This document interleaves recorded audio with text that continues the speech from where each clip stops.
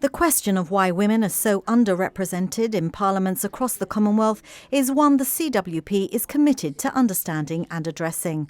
While gender balance has improved in some places, others, like Gibraltar, still lag behind. The head of governments of the Commonwealth in 1997 has endorsed that 30% representation in all parliaments across the Commonwealth should be achieved. I think in some parliaments we have achieved that, but there are currently 14 parliaments that fall into the category of maybe 5% or even 0%. The general mandate of the CPA's Commonwealth Parliamentary Women Association broadly is to achieve greater gender representation in parliaments.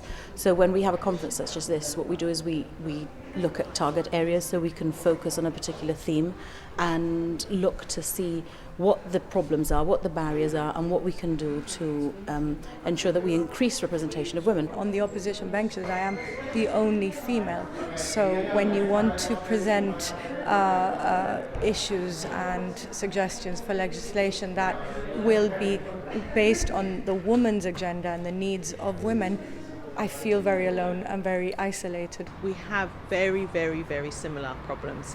So whether that is retaining women in their positions, making sure women can fall on each other as mentors and mentees, and also using this platform to take that back to our parliaments, to get back in and fight our way through. I don't really understand why there aren't more women in the Gibraltar legislature, but although I'm impartial as to party politics, I'm not impartial about getting more women elected, and I want to see what I can do along with my colleagues here at this conference to help Gibraltar's women get into your legislature.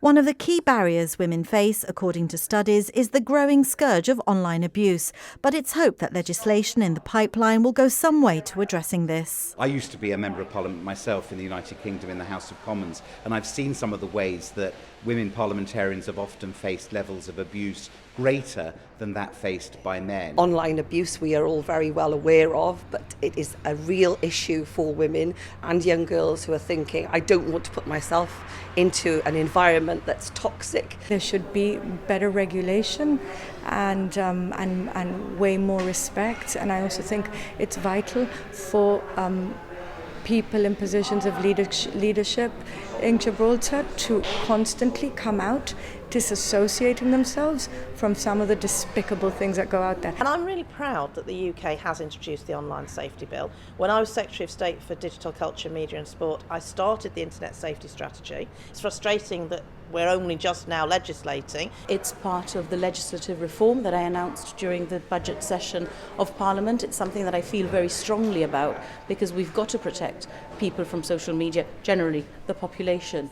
Another key challenge is childcare responsibilities, with parliamentary hours often spilling late into the night. Still have debate, still have discussion, still have questioning and scrutiny, but actually is it possible to vote a bit earlier so that those with caring responsibilities, men and women, can exercise those responsibilities more easily? I also feel very unsupported, and that there are very few or no structures to support women in Parliament.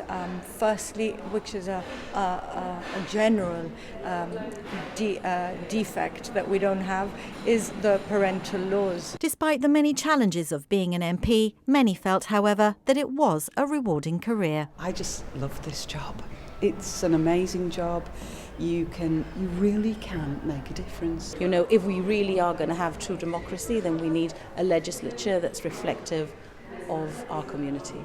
Next time we are in Gibraltar, in the next few years, we'll have about maybe 70% of women representation in the government and Parliament of Gibraltar. 70% might push Gibraltar's gender imbalance in Parliament in the opposite direction, but with just 2 MPs out of 17 as it currently stands, it's good to be positive. And with a general election expected over the next year, many will be keeping a close eye on whether we can push female representation beyond the current 11%.